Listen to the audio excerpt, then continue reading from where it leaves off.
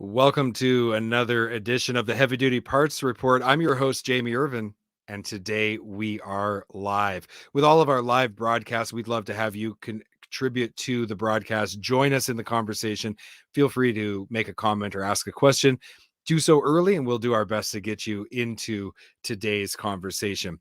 Now, what are we going to be talking about today? Well, today we are going to be talking about what's happening in the trucking industry. This is basically an update on where we are.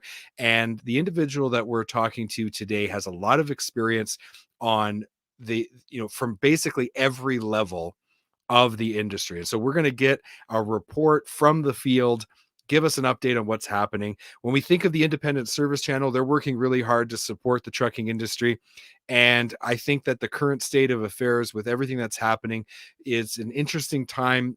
I think we're at an inflection point on a lot of different areas of the industry. And I think going forward, things are going to be dramatically different than they've ever been in the past. So let me bring our guest into today's conversation.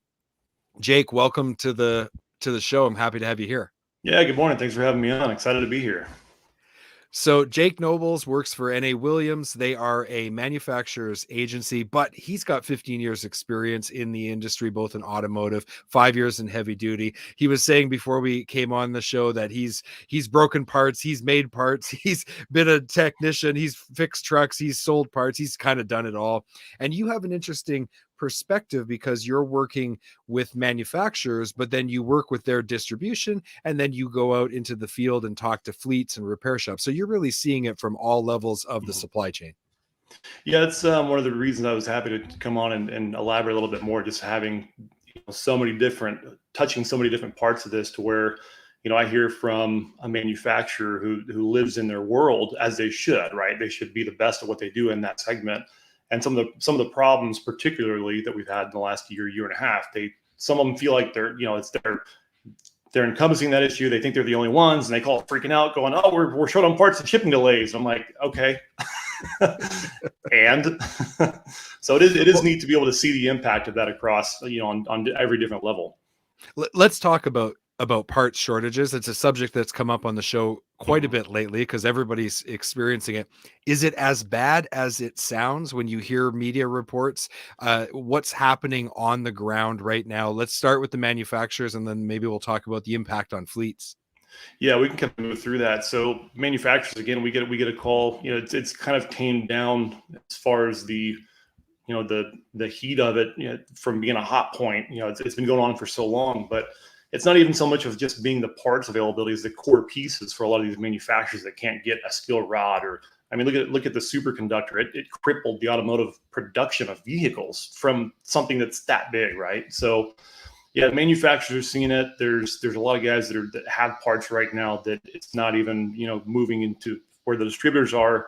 It's not even so much about prices, who has it, where's it at, right? So some of the guys went into this early last year figuring COVID was going to disrupt a little bit, so they overproduced. If they had the ability to warehouse, move it, then of course with everything in the last year shaking things up. But yeah, the shortages are definitely absolutely there. I get manufacturers calling us all the time, going, "Oh, we're short on this or we're delayed on that." It's like customers aren't even surprised to hear it anymore. Whereas a year ago, you almost were afraid to tell them, like, "Hey, we're going to be backlogged on this, or we're stock up now." And it's like, it's not even a hard conversation to have at this point, but it's a regular conversation with 80+% of the manufacturers we work with. So it's definitely a real thing at the moment. Absolutely.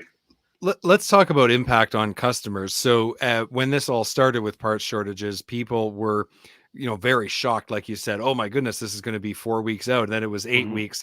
But another impact is that the price kept going up. I've heard of situations where people are saying prices are going up retroactively on orders that you've placed. It's just the reality of that now that things are getting manufactured and they're starting to be delivered, they're at a much higher cost, and that has to be passed through. So I see it two ways. There's the economic impact of higher prices and longer lead times. And then that's got to be operationally impacting fleets and repair shops in their ability to keep equipment on the road. What have you seen in the field? Yeah, so prices are impacted for a number of things. You have simple supply and demand curves of what's available from raw materials, right? Just from stamped steel to whatever's being produced. But then you've got shipping, delays in shipping for manufacturers that are not so much producing things overseas, but that are sourcing some of their raw materials or some of their components, where, normally time on a ship could have been 3 or 4 weeks. And now you're looking, in LA last week, there's normally at most one ship that's anchored out there. And last week there was 44 that were anchored outside of LA. So that's adding at least another month just on those materials coming in. That some of the manufacturers we've talked to that were bringing in 20-foot containers are trying to bulk up on 40, which not just the impact of the upfront cost of that, but they're trying to forecast bringing that in. It's a change of, if they had something close to a just-in-time inventory management system, they had to move away from that and forecast bringing the stuff in. But the cost of it, where you had guys a year ago on a 20-foot container were paying, $3,000, $3,500 to have a 20-foot come in. They moved to a 40-foot. We've talked to 2 different manufacturers that their 40-foot container costs were just shy of $40,000 to move it from $3,000 on a 20-foot a year ago. So you take something where it's a small part and there's 500,000 pieces in a container. What's one thing, but you got these guys that are making charge air coolers or radiators or big components where there's only a few hundred of them inside of that 40-foot container. That $40,000 has an impact on the landed cost of the manufacturer, and they're having to keep their margins to sustain their labor and the way that they have all their budgets broken down, right? So where we see it as, okay, well, the direct shipping cost went up $20 on this piece, but that's to their landed cost, which impacts the consumer at $100, right? Through all the little pieces that go along. So yeah, there's huge pricing pieces on it. And I think the guys that were trying to you had guys that jumped on a price increase, plan just because they could. It's like, well, let's see what the industry is doing. We're going to move up, maybe a little bit of foresight, expecting some of these delays to happen. And I think there were a lot of guys too that were, well, maybe this will only go on for a couple more weeks or another month, or maybe we can get through this. And they were trying to kind of internalize some of that. And then once these backlogs started filling, they just weren't profiting. And it's kind of messing with the fiscal responsibility of some of these guys. Look at Manny Singh, Mr. Singh Invest. Thanks for commenting, Manny. He brings out DD15 water pumps going for $4,000 now. The cost had to be passed through to people, and so we just see that going up. Thanks, Manny, for commenting. Appreciated that. So when it comes to how hard it is to find repair technicians, over the last couple of months, I don't know what it was, but we touched a nerve on the industry and people started commenting like crazy. There was some back and forth. We had some very colorful language. Some people are saying there is no repair technician shortage. It's just that there's, a failure to pay them proper wages and give them good working conditions. Other people are saying, well, what are you talking about? There absolutely is a shortage. Look at the backlog of getting things fixed. What are you seeing in the field right now with repair technicians? A matrix of everything, right? So I would say that there is a shortage. Is it to the level of where people are freaking out about it? Not quite. Even with pay, that comes up. That's always the first thing to come up, right? I was a master mechanic on the automotive side for a while, and pay is just always the first. It's always the easiest to go to when somebody leaves. Like, well, more money, but even that you can only dangle that carrot so many times, right? So if you look over the last 20 to 30 years, realistically, wages, and when we talk about the techs here, right, we can kind of encompass this as a skilled trades industry issue. It's not exclusive to heavy duty equipment techs, but the wages generally have been going up pretty steadily for this industry for the last 20, 30 years at a rate of about 3 times what white collar wages are going up. So it's hard to say if dangling that carrot in working conditions, you walk into a lot of these shops and 80% of them, it feels like you step into the mid 70s, right? So, but just big trucks are greasy, they're dirty, they're oily. It's just, it's just kind of accepted as a culture. But there's also part where if you look at blue collar again as the skilled trade force, the generation that should be going into that right now was hammered so early in that, blue collar work is bad and dirty work is bad and school. Everything you hear about from effectively the millennials right now is that you hear about student loan debt. You don't hear about them needing to buy more tools or needing to buy a bigger truck to be able to handle their tools or needing more uniforms. Their complaint is student loan debt because they were just crammed into going into a white collar job. And if you look at the blue collar industry, we've had the shortages of workers that are willing to do the work in the skilled trade work environment has been declining for about 20 years. I mean, if you look at the charts and if you look at the forefront of where the millennial generation started, which those guys are in their late 30s right now. They started into the workforce 20 years ago. There's part of your gap too, right? The amount of people who are willing to do the work or want to or don't. I think there's a personality gap there too, but I think the conditions could be improved. I think there are things that could help out with retention. But this industry is growing, and the output of techs is not too. So there's it's just a huge matrix, right? There's some guys that are saying they can retain their guys, but they need more. The Freightliner guys here in town are building a new dealership with 100 service bays, and they're already having tech problems. I don't know how they're going to find enough to fill that up, but the demand for service and the amount of growth they've had for truck sales warrants that size of a facility. But it's finding the guys that are going to go in there, and those guys traditionally, that the particular group here in town has a really good and working environment, and their retention's generally pretty high. So those guys would say, yeah, there's a shortage, and then a guy down the road that can't keep his guys will, have other issues. So it's a little bit of matrix of everything. Yeah, I definitely agree with that. So let's kind of shift our conversation now to parts technicians and e-commerce. The parts technician side of the issue when it comes to technician shortages is definitely real. I know in my experience on the parts side, most of my mentors are all retiring now. These are people with 40, sometimes 50 years of experience. Mm-hmm. You just can't replace that. Right. So from a manufacturer's perspective, like you're representing manufacturers, you're working with their distribution. Mm-hmm. How readily are people converting over to e-commerce at the distribution level? And then I'll tell you some interesting statistics from a poll that we did about e-commerce. But how many of your manufacturers' customers are now selling parts with e-commerce, would you say?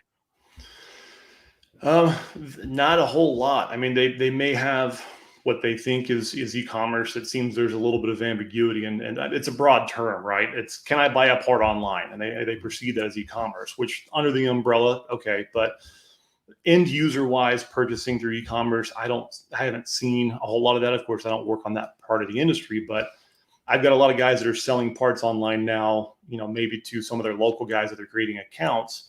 But it's still not, it's like with a lot of things in the industry, you have the guys that just absolutely just don't even want to touch it. And you have the guys that are so far ahead of it that are doing well with it. So, but most of the distributors we go into, whether it be a dealership, a local WD, a big chain, most of the guys are developing, the bigger progressive guys have at least some sort of a portal for a user to go into with an account to be able to purchase and go in. But it would be interesting to see where it goes, I think, because in the automotive world, we were talking about this a decade ago when it was a threat there, right? Especially smaller parts that are cheaper to ship. They're to ship a massive DPF system on a truck versus shipping a headlight assembly for a Taurus is massively different shipping costs. But the culture of automotive is a lot more impulse. If you have a car that didn't pass your inspection, you want that part now so you can drive. Versus heavy duty, the culture is kind of like, yeah, you'll have it. It's Friday, you'll have it next Thursday. Okay. So that waiting period is kind of already accustomed to the culture in the industry. So it'll be interesting to see what the impact is. But I do see a lot of change going that direction for e-commerce. It'll just be kind of interesting to see who adapts to it and who moves along and is able to handle it. And I definitely think that e-commerce is going to play an important role in helping us with the parts technician shortage as these people exit the industry over the next few years and we just don't have enough people to replace them. A lot of commodity parts can be purchased with a true e-commerce site. But here's something that's interesting. I think there's a lot of people at the distribution level who've convinced themselves that what they're not doing doesn't work. Mm-hmm. And so they may say, we don't want to touch that. That's not for us. There's not enough reliable information. You need a good parts person to figure out what part is needed. We're not going to go there. But I've done a poll this week on how many people in my audience are buying parts every week with e-commerce. 62% are. Wow. That tells me that some people are killing it. Mm-hmm. And are slowly taking away market share from distributors who are not going down this road. That is a much higher number than I expected. When I set the poll up, I never thought it was going to be that high. That tells you what COVID has done. It has accelerated this thing by years. I agree. Yeah, I would definitely say COVID accelerated the behaviors of technology, even the development of technology from the overpowering, just the bandwidth consumption of online, right? I think it accelerated technology usage, behaviors, development by 5 or 6 years, and it's forcing people to go that direction, right? So there's, like you're saying, the commodities. I think a lot of the guys that are used to that being there, we sell all the commoditized stuff, and that's what we do, and they're selling it for pennies. They're going to lose out, and they can go hang out with the guys from Circuit City, right? Because you see where they went versus, when all that stuff was happening a while back. Look at what Best Buy did. Best Buy, the idea of 20 years ago of Best Buy selling a refrigerator and a sink and toilets, people would have been like, are you kidding me? And now look, they're still here doing it because they realized that somebody wasn't going to go spend $5,000 on a refrigerator on Amazon. They can go get their CDs on there, right? So it's seeing who's going to be ahead of that change and getting and capturing those behaviors, the guys that are creating the stuff, that are getting ahead of it and creating those behaviors to be able to sustain it. The guys that are just going to be constantly catching up. I mean, if you're always chasing to catch up, you'll never get ahead. So you got to get ahead of it. Absolutely. So I want to bring this back to the fleets. So we were talking before we came on air how manufacturer reps like yourself will often go and work with distributor reps, and you'll go into the field and talk to fleets. What are fleets most concerned about right now, September 10th, 2021? Normally uptime is always a fleet's deal, right? Uptime and maintenance costs, of course, but it's a different perspective of uptime, meaning from a general fleet perspective, uptime is the amount of time maintenance is being done to that vehicle, trying to limit that. So productivity time on that vehicle is higher, right? But now it's like the part shortages are impacting the functionality of a lot of these vehicles to where on the DPF shortages, these things can't function without it, right? So it's not like the light's out, we can kind of figure that out, or we can, some of these other areas where you can do patch jobs on some of these pieces of equipment that are behind. You can't just go along without it. So they're massively concerned about that phone call they're going to make one day when something's broken and they just can't get it. Or it's, we've got some manufacturers that are talking about they're being dynamic, they're figuring the changes out, but a lot of this stuff isn't going to self-correct till, some guys are figuring mid-year. And we tell a fleet that, they're kind of freaking out going, what do I need to do? Do I need to buy new vehicles? Our industry has so many just kind of antiquated pieces of equipment out there that are just legacy equipment pieces, whether they want to keep them because they want to keep them past, earlier before a lot of the emissions components, or just for the cost of new equipment is so high. So they're just trying to figure out what to do, what to expect from tomorrow and how to be able to handle it. They're a lot of these guys, their biggest fear is calling and being told that the parts aren't there. Where a year ago, their concern was, well, it's $50 over here. I need to find it for 40 over here. This is $5,000. Let me see if this guy's got it for 3,500. And if he can get it to me tomorrow, or he has it today, I can save the balancing that. Do I spend $1,500 more and get it today and have my truck back on the road a day earlier? Versus now they're just waiting to get that response of, we're backlogged on that for 4 months. That's kind of freaking them out right now. Yeah, I think of like, okay, and you got an EGT sensor that you can't get, so you're running the truck anyway, then you have an engine failure because you overheated. It's like the stakes are really, really high right now. Yeah, go ahead. No, I'd say that's definitely one of their concerns. Like I said, is operating with other parts or getting that phone call saying that $100 sensor is going to cost that $500,000 piece of equipment to be inoperational for 6 more months. Yeah, unbelievable. So what is this is kind of a fun question. What is something that you think everyone believes that just isn't true? Politically? No. Well, you said we could make it fun. No, we won't get into anything on that. It's interesting, man. I think so many people's perspectives has changed over the last year. The dynamic of the industry has been so shaken up. It's just I think there were a lot of legacy beliefs going into the last year that have just kind of gone away. So I'm not really too sure of anything that I'm hearing in today's world that I would find to not be accurate in the field. It's just there's so many different things being right now where, a year ago people are just talking about technician shortages, and part of it's like, okay, we've been talking about that for 20 years. Is it a thing? Yeah. Is it not? Well, some guys will tell you it's not. So I don't know of anything too specific that I would say it is kind of a false narrative. Everything that I'm seeing and hearing day to day, at least, it's not just white noise. Everything that's going on out there that I'm hearing and seeing, it's pretty accurate.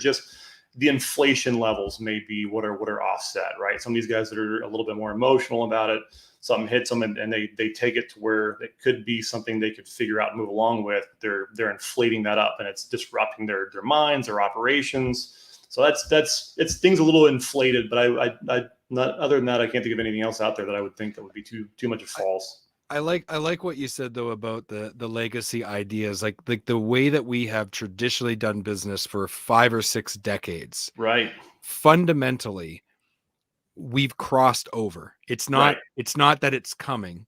Right.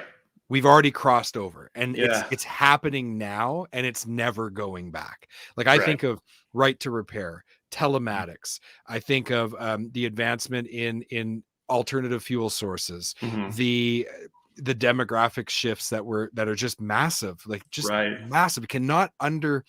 You cannot underestimate how much of an impact that's going to have over the next 10 years, because whatever impact you think, it's going to be worse. And when I think of all of that, and I talk to some people who maybe, they're in their 60s, they've been doing this their entire 40 years of their career has been done with this legacy way of doing business, the traditional distribution channel. Yeah, it's over. Exactly. It's over. Last night we were sitting around the campfire, and my daughter asked me, she's 17 years old. She asked me, "What's a fax?" Now, does that put it into perspective?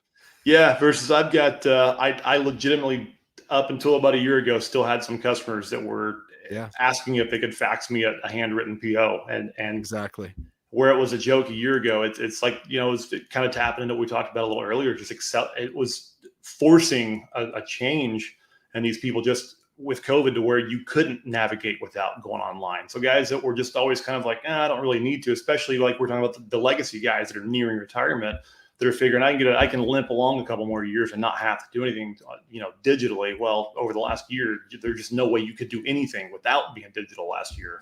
Yeah. And then and it's not going back. It's like, it would be like saying like the Amazon effect is going to be reversed. It's just impossible. Like, it's just not going to happen. Once we go there, we're not going back. Right. Yeah. And I think one of the things that I'm kind of curious too, that I think is a little bit more of an ancillary piece that's not quite being discussed, is one of my concerns is some of my smaller guys that are mom and pop shops, but even some of my enterprise level guys, whether it be a fleet or a distributor or a manufacturer. Anybody on this level, a lot of the guys that are leading in companies they started in their garage with a bag of tools, fixing trucks, and here they are. Right now they've got a couple hundred stores or whatever.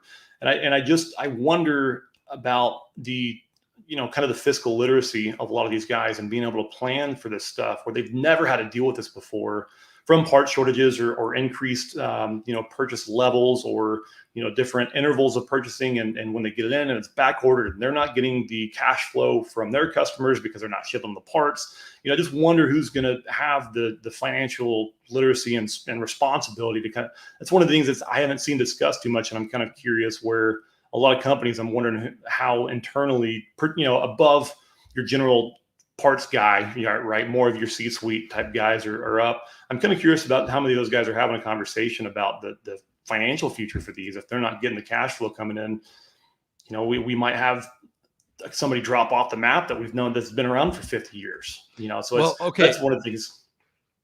So we got billions of dollars coming into the industry. Right. Dorman, they're coming on the show in the next couple of weeks or so. Maybe it's towards the end of September or early October. But they just bought Dayton Parts for $338 million. Right. Great diversification strategy. That is a massive, massive investment. Does some of these independent companies that aren't backed by big private equity money have the cash liquidity to keep up with that kind of move? No, they don't. So how do they compete? Even if they do, it's if where they're getting some of these big orders coming in, they're getting paid, but now they don't pay for their order till it ships. Do they have the fiscal discipline to hold on to that money for this order? They're going to put it somewhere else, and when this stuff gets ordered or comes in, now they're delayed on paying, and now the manufacturers on this part that they got a PO from a year ago is just now getting paid, right? So I think a lot of them do, to a degree, right, not to be able to go out and buy another company as a diversification strategy. But a lot of these smaller guys that are there has been a change in behavior of, a year ago, again, talking about, well, we've done business this way for 40, 50 years, and this is just what we're going to do. A lot of guys have been more like, hey, I'm out of this. This stuff's gone. I need to make sales. I've got customers asking for, we've had guys calling us for the most random stuff. And it's like, you almost just want to be a smart ass about it and be like, I talked to you about that a year ago, but it's like, I'll take the inbound call as a salesman, right? But seeing the behaviors change where these guys are being a little bit more dynamic and they're kind of moving out of that traditional mindset that they've had forever. But yeah, the guys like Dorman, I mean, those guys are a spectacularly dynamic company. I mean, they're coming out with 500 parts a month or whatever for, 300 to 500 parts a month for heavy duty. It's those guys are incredibly dynamic, and it's really fun to watch the growth with them. And think about this. So this is a relationship business until it's not. Right. And so you have someone like Dorman buys Dayton, that changes the dynamic of Dayton forever. Then you have their customers retiring, that severs relationships. And you have digital natives, like people older than my daughter, but then in the next 10 years, my daughter's group of people who don't even know what faxes are going to be fully in the workplace. They're going to be purchase agents, and they're going to be buying parts. That relationship that you had with Joe and his grandpa for 50 years is no longer relevant. Right. And I've seen this quite a bit with my clients. They're almost in like dismay. Like, what do we do? Yeah. The guy retired. The 35-year-old who took over the purchasing won't even take a phone call or have a meeting and wants to buy with e-commerce and has just switched over $20 million in purchases to someone with an e-commerce platform who they've never met, never will meet. And there is no relationship. It's all about customer centric and how easy is it to do business. Like, this is a fundamental change in the way that we go to market. And that's where I see some of the independents. I just don't see how they can keep up. Yeah, I mean, I've even got some independents that are very strong customers that have just a handful of locations, but they do a phenomenal amount of business with us. And I mean, to your point, there's one of the guys I've been hammering on, going, I know I can get a better deal to you on this stuff. It's a better quality product, ships out, fill rates are good, all the value prop, right? And he's like, yeah, well, the owner of this company helped out our owner's kid get through school, or, sponsors his little league baseball team, or those relationships. But your point, those are legacy relationships, and those are going to expire, which in that exact situation is, going to be beneficial for me. But to your point, if you're selling to one of these enterprise level guys and you've been with them for 30 years, and somebody comes in and they don't know the industry, they don't know the brand, they just know cost, right? And so the relationships are, fortunately, we're one of the few industries that still does leverage those quite a bit. But again, a lot of them are going to be expiring in the near future. For how much longer? That's the question. Right. These people are all retiring between now and 2030. Yeah. So 8 years at best. And then the whole paradigm is completely shifted. Right. And I don't even think it's going to take the full 8 years. I see it happening now. I mean, I don't even think I have 3 mentors left that are still working. They're all retired. And I'm not that old. I mean, I've only been in the business 20 plus years. So it's just it's an interesting time. And there's just this acceleration of change in the industry. And it's exciting for those that are willing to be adaptable, because it just opens up so many opportunities. But for anybody who's rigidly holding on to traditional ways of doing business, I think they're exposed right now, and they're at risk. Yeah, I would certainly agree with that. So it'll definitely be interesting to see. I think we'll always have a place in the industry for relationships, right? I don't want to dilute that and make it seem like they're going to go away completely. There's always going to be a place for it, but with the onboarding of e-commerce, with the disconnect of personal touch, with those pieces, just it's not saying that relationships aren't going to exist. It's just that the opportunity to develop them is going to become smaller and smaller, right? That window to create the relationships is what's going to dissipate more so than so much relationships as a thing. I think that's going to be one of the issues to try to navigate for the guys that have a future in the industry that do value relationships. Okay, Jake. So you've been rattling around this business for quite a few years, and so have I. We never had an opportunity to form a relationship, but with the proper use of digital tools, here we are today. And the next time I see you, even though we've never met in person before, you and I end up at a trade show in 2022 together, and we see each other, it's going to be a big handshake. How you doing? And Absolutely. instant chemistry and relationship. That's the new relationship in this industry. That's how it is formed going forward. The way we did it before, I think, comes to an end. And this is the people who get it are going to be able to outperform the people who don't 10 to 1. Yeah, I completely agree with that. And it's one of the reasons that my company that I work with has kind of put me on a little task force to create relationships digitally, because I've gotten good with it. I've been more, pretty dynamic with finding relationships, finding people out there, and just understanding how it kind of works and the processes behind it. And yeah, it does take work and it is change, but like you're saying, the guys that are going to move along with it. I mean, like you're saying, you started your podcast not even a little over a year and a half ago, and you're killing it with it. You got a lot of guys that are progressing. 2 years. Yeah, we just passed 2 years in June. I got well, congratulations on that. I've got customers that don't know what podcasts are. So I know. So it's the biggest issue I have is educating people about what we do. And that, like we just added this live stream to our homepage because people weren't following it on Facebook, YouTube, or LinkedIn. So it's like, okay, we'll make it easy for you. You just go to the homepage, scroll down to the video section. Anybody who's on the homepage right now is watching this live because we're streaming it directly to the website. 45% of my podcast listens aren't on the podcast players. They're on my website. And you just said something really interesting about how, we're going to make it easy for you, meaning that your audience, right? The people you're trying to capture. So a lot of the guys that are not having that behavior, and I see a disconnect with, we talked a little bit really briefly right before we got on here about how in our industry, we've got your legacy, your guys that have 40 years experience. And then you have the guys that are catalog only. They want to handwrite POs. They only want to search for a catalog. And then you have the 20-year-olds that are like, what's a paper catalog? I've never seen one in my life.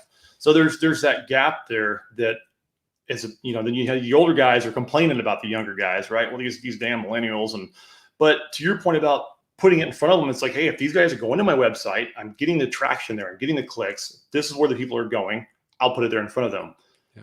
The guys that aren't doing that from a technician retention standpoint to a parts inventory standpoint, those are the guys that are going to be missing out a lot on this, because where a lot of guys like, well, these younger techs don't want to work. And it's like, well, they will, but you have to hand them the carrot. And do we want to? No, of course not. You just want to tell them that this is the way it is. But the guys that are, if you're giving the participation trophies, if you're giving your guys a pizza every Friday for lunch, or if you're having a pizza party, if you're telling them good job or whatever, you do have to give into them a little bit and make them, you have to give into it. And our industry is not going to want to, it's going to lag behind that. But the more that we say, if this is what you're wanting and this is where you're going, and we put it out right there in front of them, like you do on the website, that's where you're going to start seeing better traction with that.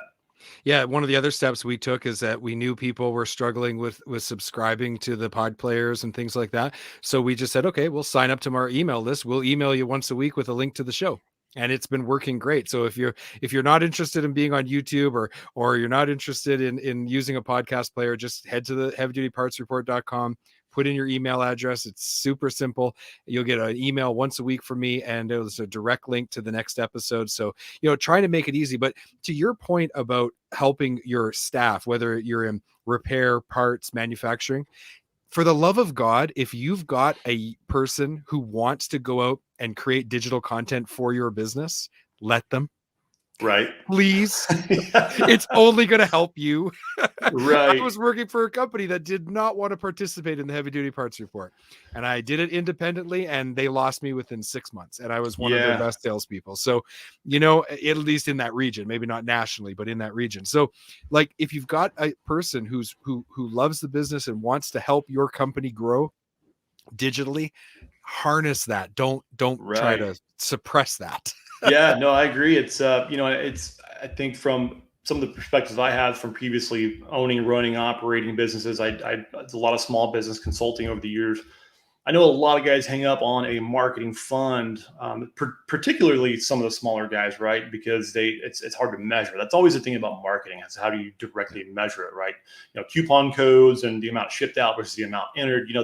There's ways to measure some, but some of these, it's like, they got to understand just the exposure of it. But you mentioned it early in, maybe right before we got on, is like the cost associated with that is going to get you sometimes a lot more than what you're going to spend at a trade show. I mean, I know, some of the guys that you've interviewed previously have talked about the absurd cost of trade shows. And what are you getting back from that? You're just having a big happy hour that some of these guys at some of the upcoming shows in November spend $300,000-$400,000 on these shows, but won't spend $2,000 running an ad. Exactly. Versus for $300,000, you can spend $2,000 every other day for, you know what I mean? So yeah, I agree. I think that especially the guys that are wanting, it's going to have to go that direction. So why not start playing with it on a small scale now? Yeah, 100%, 100%. Jake, thank you so much for coming on the show, man. Thanks for So having good me. to finally get to talk to you. I can't wait until we do get a chance to see each other in person. But in the meantime, I know you're going to be continuing to support our efforts online, and we'll continue to interact with your content. So thank you so much, and I wish you all the best. I appreciate you coming and giving your perspective. Absolutely. No, thanks for having me. It was fun to share, and yeah, look forward to seeing you again soon. All right, sounds good. So this brings to conclusion another episode of the Heavy Duty Parts Report, our live stream. As was mentioned, this is live streaming on heavydutypartsreport.com.